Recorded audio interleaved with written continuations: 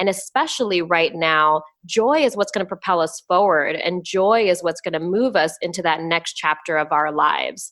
So many of us are recreating what is our new normal. So many of us are either homeschooling, or we're working from home, or we're doing, different things, trying to figure out what's next. I create a pathway so that we can get from where they are now to understanding who they want to be, and then getting to a place of recreating their lives and building in that joy that comes from the inside, that will then propel them forward and create the life that they now can lead with authenticity. Oh, I love talking to life coaches. It just is music to my ears. And I know everyone listening is like, yay. Let's do that.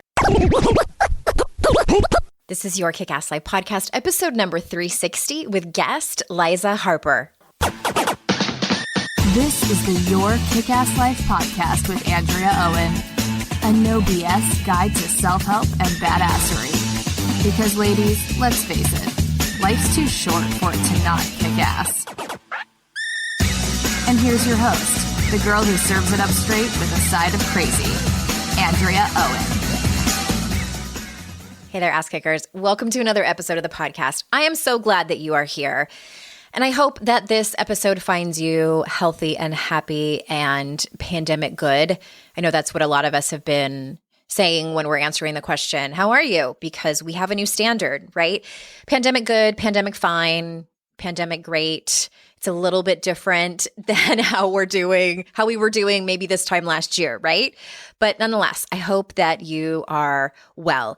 And I have a really great conversation to give to you this week. And before I do that, I wanted to congratulate the people that participated and won the drawing in the survey that we did around the podcast. And thank you so much for those of you who participated and the winners who won an amazing, exclusive, can't find in stores, Your Kick-Ass Life tote bag, along with personalized signed copies of both of my books. Those winners are Becca Kemp, Tasneem Mohammed, and Allison Arns. And again, thank you for those of you that participated. I decided to keep the survey open a little bit longer.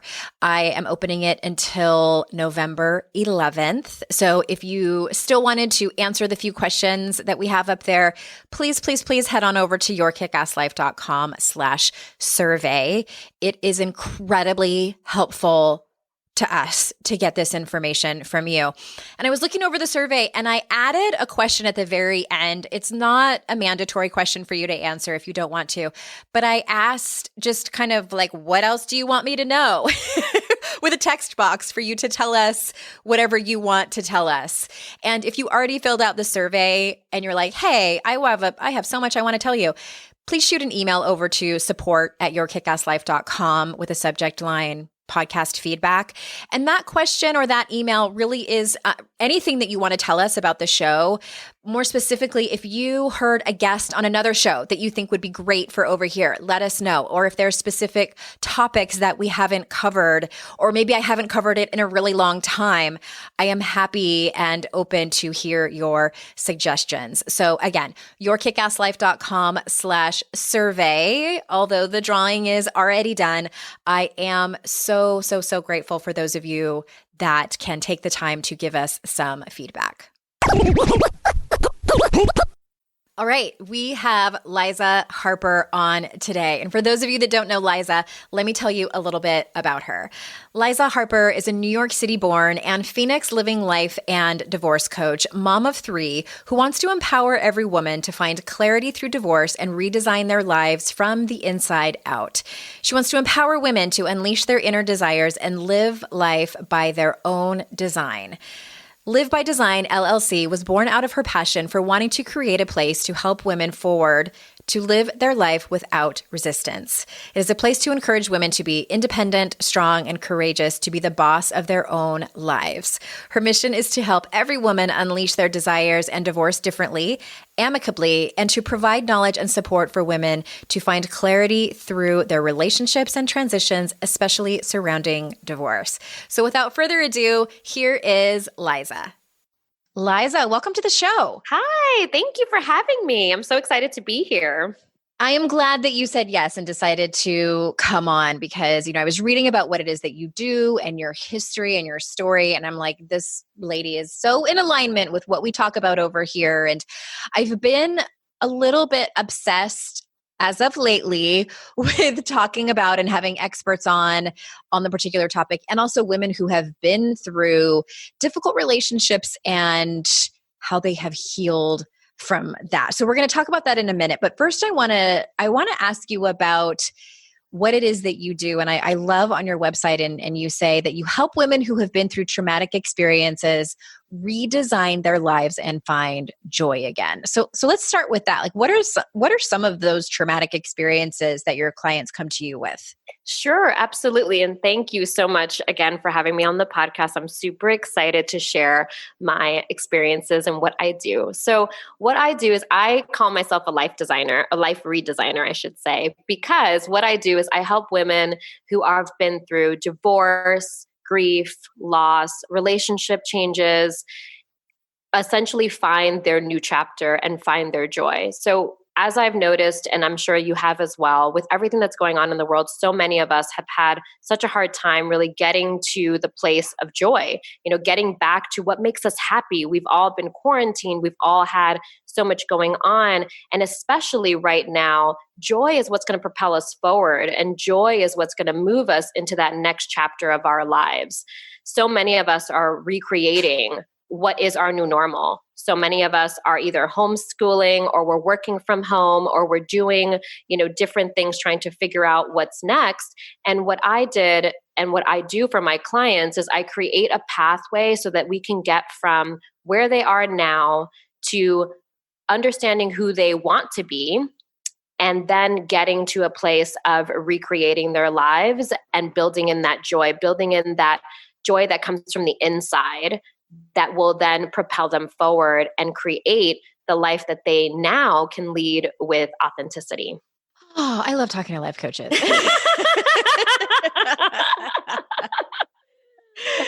It just is music to my ears. And I know everyone listening is like, yay, let's do that. Well, and I'm curious what's kind of been the norm about when women come to work with you? Are they in that place of, I forgot who I was along the way, or they don't know what joy actually looks like in their life? Like, what are kind of some of the nuances? It's interesting because I get a little bit of both. I feel like from my own experiences, and we can get into that later a little bit, I remember a time where I didn't even know what joy looked like. And so some of the clients that come my way are either going through divorce or preparing for a divorce, and they're realizing when everything falls away that they're not even sure who they are anymore. They have no idea what even makes them happy. They've been so accustomed and so programmed to the day in and day out, picking up the kids or going, to work and then coming home to a husband that, or wife that is, they're not really connecting. So it's like almost like a zombie going through the motions. And then when everything falls away, they're like, oh my God, like, who am I? Like, what do I like to do? Do I like yoga? Do I like to go out to restaurants and eat? What is it like to even take myself out on a date? That's one of the exercises that I do because I feel like it's so important to be able to know who you are. And then I do get, some clients as well that are in the place of also not even knowing what joy even looks like. It's been so long that they're not even sure how to get there. And that's where, again, we help with getting them back to that place of just losing time. That's where I go, for those clients who are unsure of what even joy feels like. We go way back to what was it like when you used to lose time doing something? What was that one thing? Sometimes it's even like playing in the dirt. I had one client that was like, well, I remember when I was young, I just, used to go outside in my yard and just, play with the garden, my mom's garden. I'm like, okay, well, make mud pies. Yeah. Like, let's start there. And it's amazing how it can unfold to what brings us joy today. It's like following that feeling. Yeah, I remember writing about that in my first book, in 52 Ways to Live a Kick-Ass Life. I wrote a short chapter about having fun. And I have found that when we get to that place, which I think so many adults do, where we don't have fun anymore, or we realize like, when was the last time I had fun? Like when I sought out to have fun and create pleasure in my life, that I ask people like, think about what you did as a kid. I'm not necessarily saying that you are going to find the same amount of joy putting on a bathing suit, or not even putting on a bathing suit, like running through sprinklers or doing the hula hoop. Like you might, but I think like that's where it's important to experiment, because you never know. And it's just getting yourself to take that kind of action where you're taking a risk, when you're doing something silly instead of thinking that you can't, or it's frivolous, or it's dumb, or it's just for kids. It's like you have to get out of that, not just your comfort zone, but out of that stuck mindset of fun needs to look a certain way for adults. Oh my God. Yes. I am It's not necessarily bunko for everybody. You know? Yes, exactly. Exactly. I've never played bunko, so I'm not judging. But that's the whole thing, is that we need that. And we forget, we think that just because we became adults and have responsibilities, that means that fun is no longer acceptable. But it is. It freaking for sure is. Like, we need to do that way more every single day. I am all about infusing pleasure and joy every day. A little something every day just for you is literally like a daily vitamin. People should do it every day. Yeah, I had to come to terms with that recently. I hired a new therapist this year, and that was one of the questions in our intake session. And she asked it so casually, and I am never stumped for an answer. Like, I'll come up with something, even if it's a joke. Like, I'm like, I don't know what the answer is, but I will make something funny. And she asked me, "What do you do for fun?" And I was totally stumped. I mean, granted, it was COVID, so nobody was really doing anything. But even before that, I was like, nothing, really nothing. So it was a little bit disheartening and really in your face for me to really think about that and how am I making this a priority? And so I say that for people listening who might not be like, yes, it's still 2020 and kind of sucks. And we're waiting for it to be. No, I'm kidding. We're not waiting for it to be. There are still things like some people love doing jigsaw puzzles, or God, the list really is endless of things. We just have to kind of think outside of the box. Yeah, absolutely. I completely agree. And it's why it's so important. Even the small things, like this weekend, I infused joy in my life by creating this amazing caprese salad, because I wanted to recreate the energy that I had in Positano last year. I went to Italy for the first time last year, and that was my joy. So it could be as simple as just taking the time to prepare a meal for yourself that doesn't require microwaving. It could be that simple. I'm interrupting this conversation to share a few words about some of our wonderful sponsors. Voting should be free, fair, safe, and easy to access. The 2020 election presents us with a call to rise and fight those who plot and mobilize to undermine our right to vote. Those in power erect barriers to hold on to that power and prevent people of color, young people, and people with disabilities from exercising our right to share our vision for America. Whether making it harder to register and stay on the rolls, closing polling places, or rejecting lawful ballots, opponents of our democracy continue to deploy a host of tactics that threaten fair representation.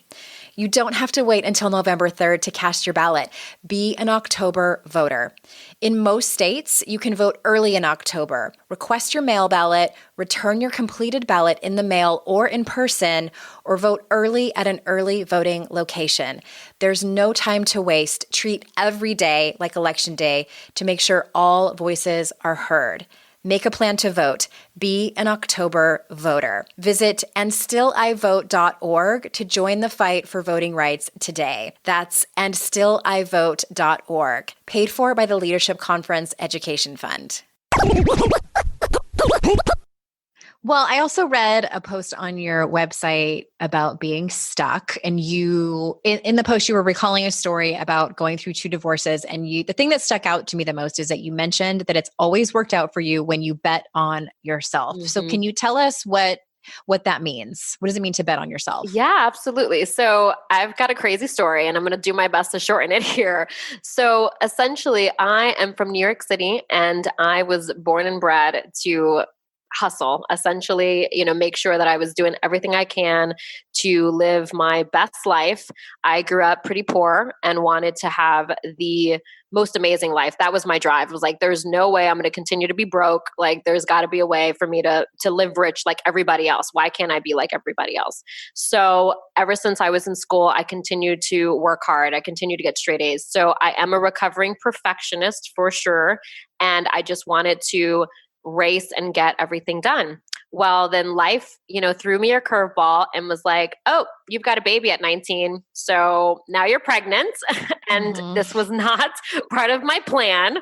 And I was like, universe, God, what are you doing right here? And I had to pivot. And so, that was like betting on myself, number one. Like right there, I knew I was not going to let, my choice and having a baby change the trajectory of the life that I wanted to live. So she actually gave me even more force to continue to move forward.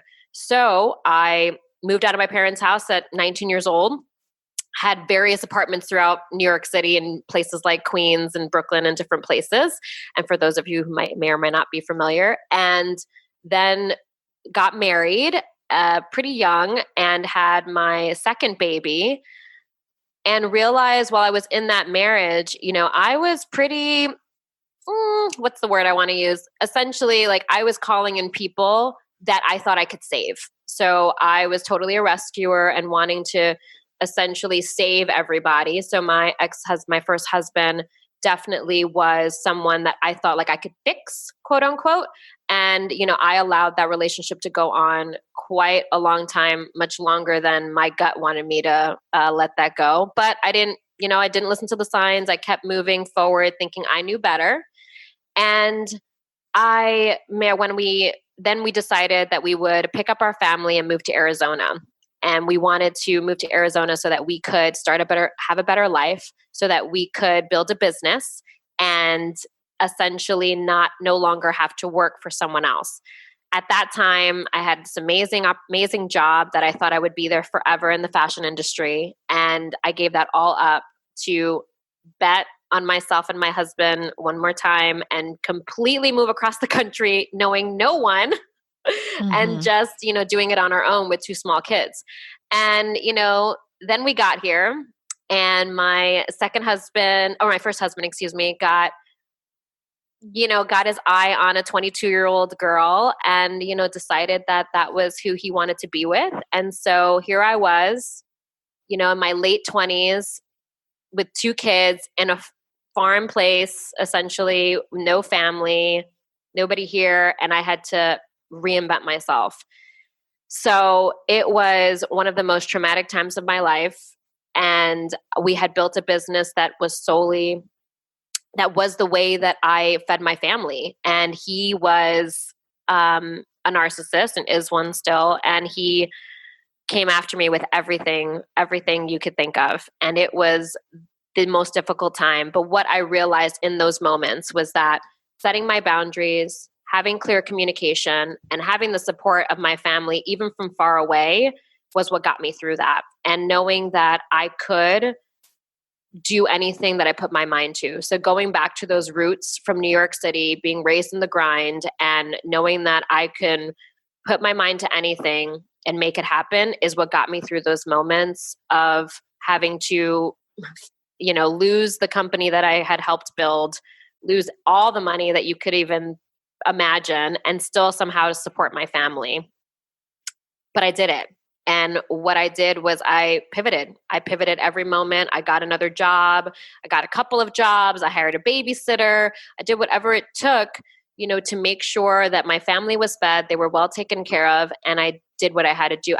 And the major thing there is I never gave up. I never, ever gave up, because I knew that no matter what, I was meant to be here for a reason. And this was just part of the journey. And it taught me so much about my inner voice, about listening to my intuition, and about knowing that no matter where you are in your life, it will get better. If you choose it, you can make a different choice. You can choose to do something that may be outside of your norm, but that will allow you to move forward. And this was completely out of my norm. I could have, now if I would have chosen to go back to New York City, that would have been fine too, but that didn't feel right. It didn't feel right to go and move everyone back over there.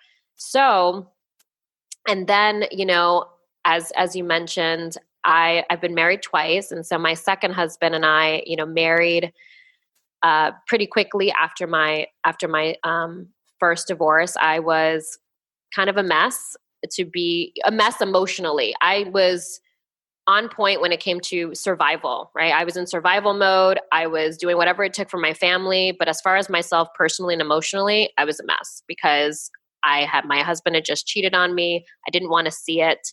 This was before my life coaching career. And I chose to shy away from it. So I got involved with someone who was super similar to my first husband, except in better clothes, as I call it. And, realized that, very quickly, I realized I had done it again, but I was too shameful to admit it. And I went through with our marriage, and he was not a bad guy. He just wasn't necessarily, we weren't just not the right fit to be partners. And we were more so a good fit for each other at that moment when we were like both healing from different parts of our lives. And it's like we kind of came together to help support each other heal. And really that's where it would have been better to end it, but I didn't see that. And I kept thinking, oh, this will be the great husband that I wanted. And it just didn't turn out to be that way. But, with that, it's where, again, deciding that I needed to bet on myself and I needed to continue to pivot. And so even as that relationship was falling apart and we had a baby in the middle of that as well, I realized that I, again, had a choice. And so I could continue to go down this cycle of attracting men that I thought I needed to save and or, wanted to like rebuild or fix, or I could look inward and go into myself. So that's what I did. So the second time around, this was me betting on me even more personally, was that I decided at that moment that I was going to not date, that I was going to work on myself. And this is where I started my life coaching experience. And then also, my own experience in turning inward and finding out who I really was. And it's how I found my joy. And that is where I created the program, and my work to help other women find their joy to get through divorce and traumatic experiences. I have so many questions. Well, I thank you for sharing all of that. And I'm sure that people saw bits and pieces of themselves in your story. And you and I have parallel lives. I similarly was married to a narcissist, and I had Britt Frank on recently, and she's a psychotherapist who specializes in helping people heal from narcissistic relationships. And she has this course that I'm taking, and she talks about these like 6 different kinds of narcissists. And I'm like, oh my God, that's him. Anyway, I say that because she talks about what you were talking about when I forget what the name of it is, which type seems to attract people who are fixers and nurturers. I think it's the vulnerable narcissist or something like that.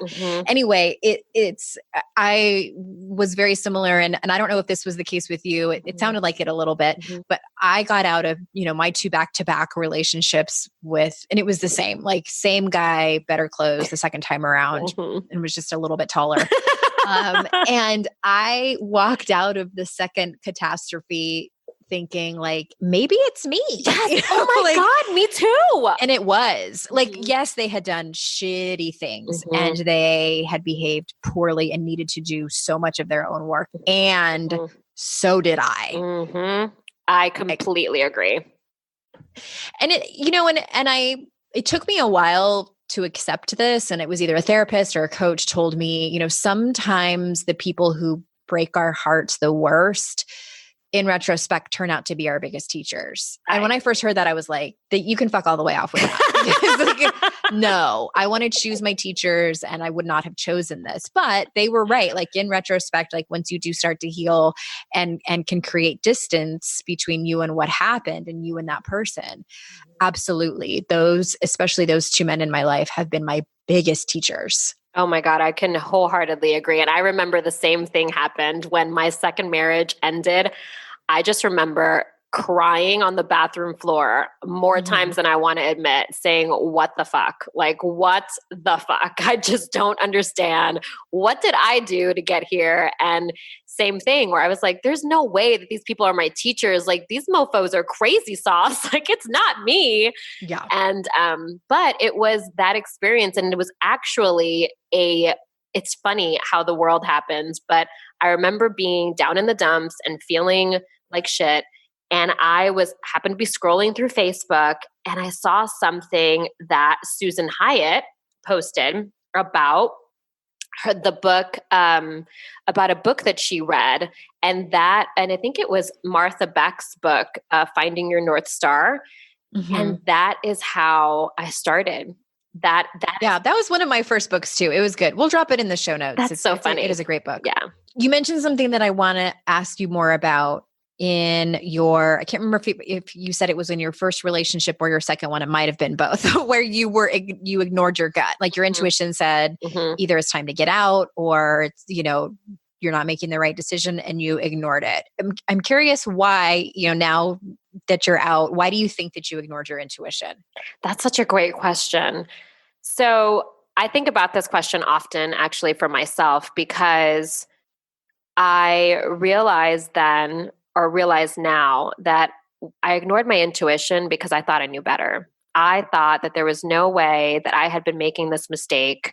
And even though I had my whole life had followed my intuition, like throughout grade school, I had always had a really strong intuition and a really strong way of knowing what I want and getting it.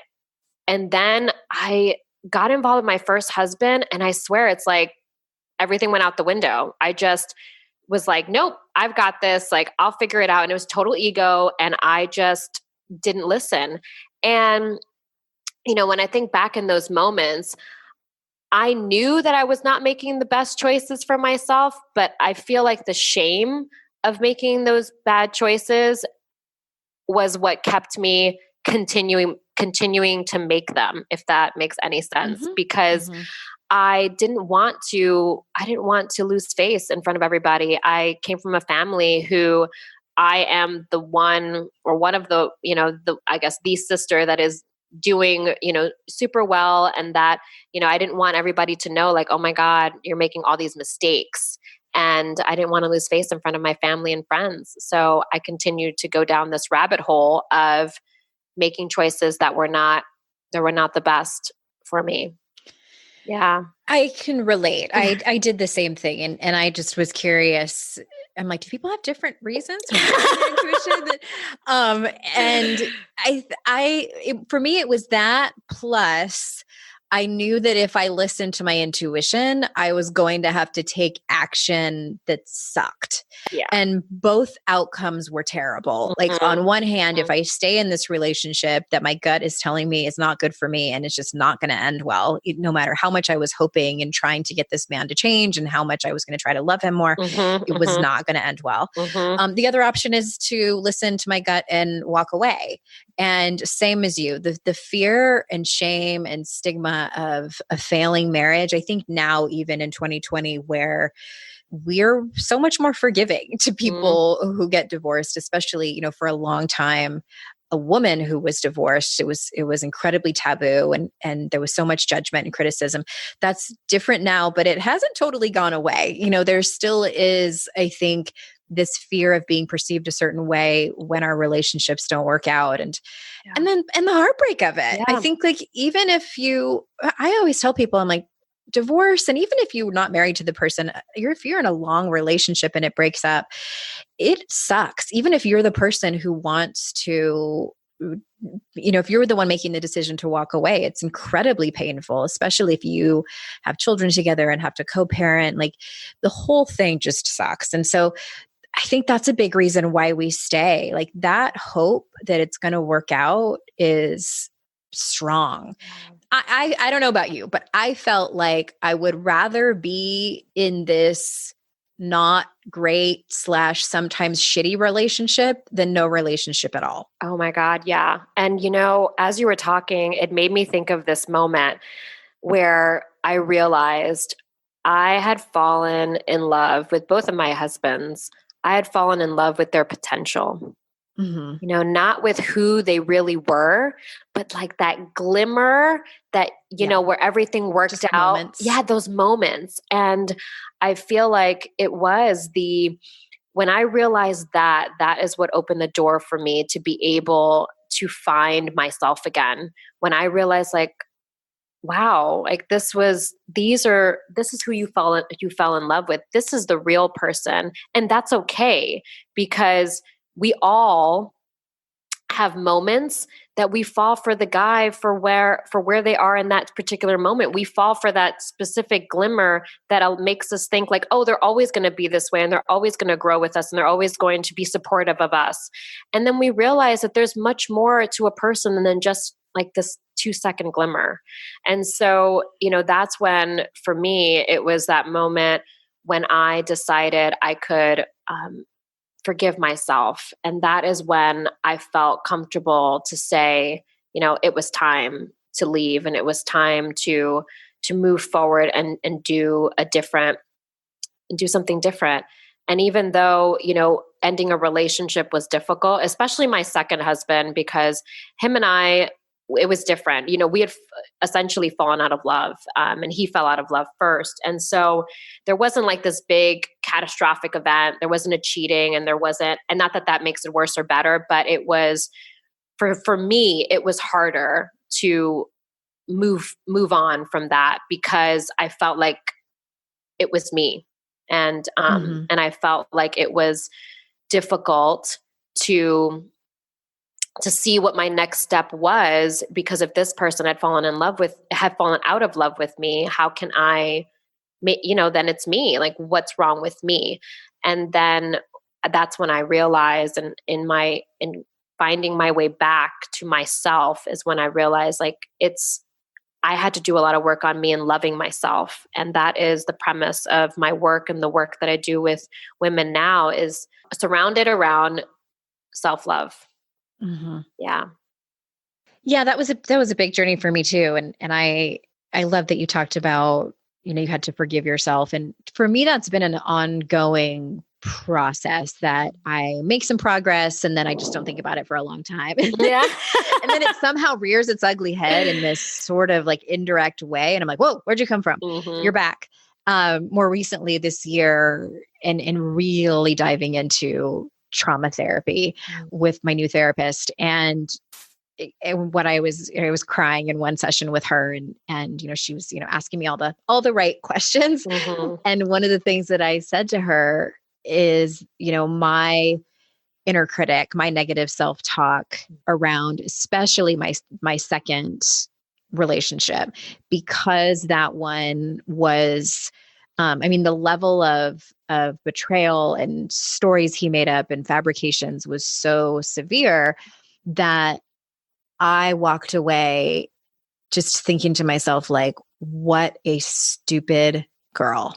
Mm. And also when, did you ever see on Netflix or listen to the podcast, Dirty John? No, I didn't. Okay. So I found out about it because I was telling my friend Lisa my story about the guy I dated who lied about his opioid addiction by telling me he had cancer. And she was like, have you ever heard of this podcast? I'm like, no. And she's like, you have to go listen to it because it's a really similar story. So I went and listened to the podcast and was like, holy shit, this is like a thing that people do, addicts do. And then they later it was so successful, they turned it into a Netflix series. And it was really difficult for me to watch the series, the podcast was interesting, but when the series came out and they had him as a character, where in the podcast they didn't interview him.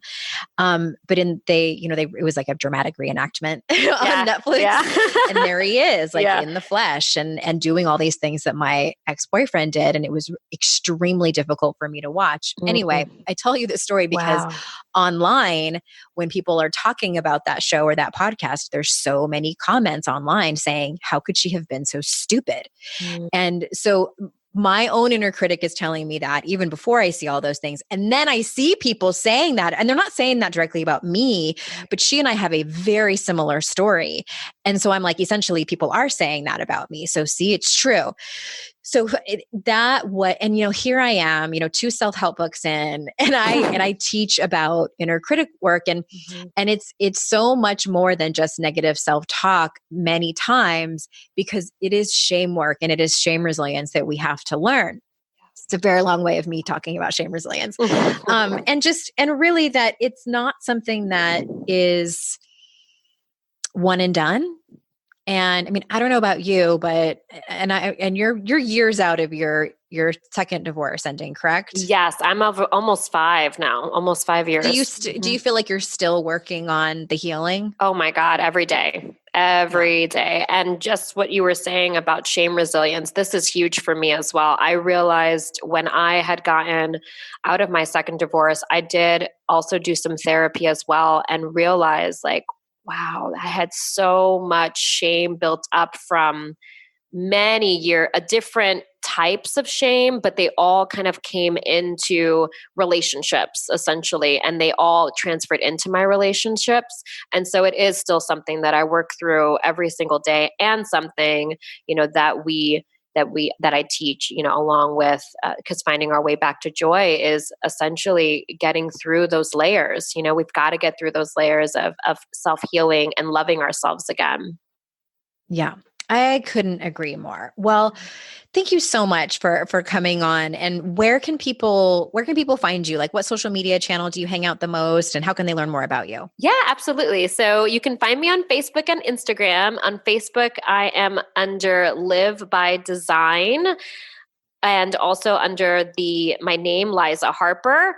And then on Instagram, I'm under Liza L. Harper. So you can find me there, and I would, connect with anyone who is interested in knowing more about me and just wanting to hang out and say hello. So I'm so grateful to be here. Thank you so much for having me. Yeah, I will drop those links into the show notes for everybody, along with Liza's website. And thank you so much for listening, everyone. You know how I love that you spend time with me and my guests. Thank you so much for that time. And until next time, everybody, I will see you all out in cyberspace. Bye-bye.